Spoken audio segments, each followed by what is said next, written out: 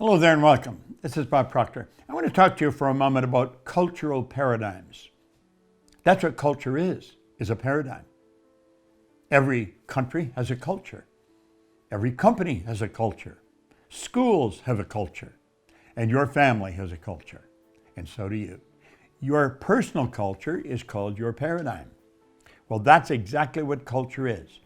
Culture is nothing but a group of habits that control the behavior of the people in that particular area, in that culture. You see, the company's culture would be an expression of the personal paradigm of the individuals who started the company. And their paradigm was expressed in habitual behavior. And after a period of time, that behavior was accepted as the norm in that company. And everybody that went to work there after that, they'd say, well, how is this being done? Well, this is the way it's always been done. That doesn't mean it's the way it still has to be, but that's the way it's always been done. And that's generally the way it stays. That's a cultural paradigm. And we fall in line and we do it the way it's always been done. That's the way a school operates. A particular school has a paradigm. And the paradigm is nothing but the habitual behavior of the people that started that school. And that's the way it'll work. Like the Montessori schools, they believe everyone has infinite potential. They say, we send children to school as if they're an empty cup, and we want the school to fill the cup. She said, in truth, this is Madame Montessori, in truth, the cup is already full. The school's job is to show the student how to bring out what they've already got. You have perfection within you.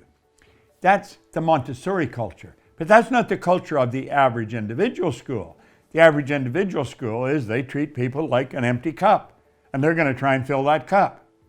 And so they fill it with nothing but ideas that the teachers and the culture of that school have been operating with for a long time.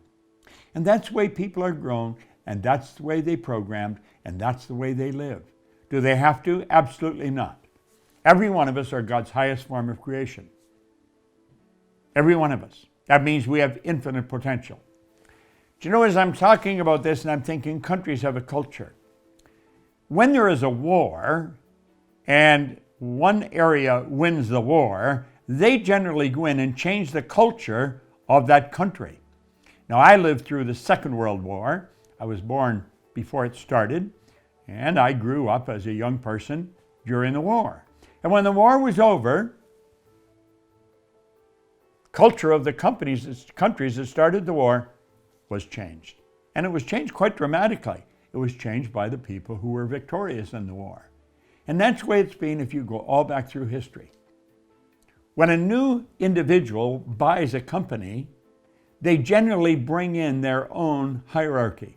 They'll bring in their own CEO, and the CEO brings in their own team of executives. And what that group does then is they infiltrate the company with their new culture, and that changes the company.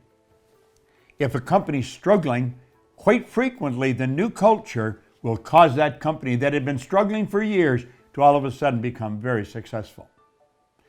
Culture is a paradigm. A paradigm is nothing but a multitude of habits that control our habitual behavior. And almost all of our behavior is habitual. That's true in countries, in companies, in schools, in families, and in individuals.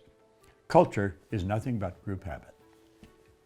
You think about that for a while, and you'll see just how accurate it is. This is Bob Proctor. Thank you.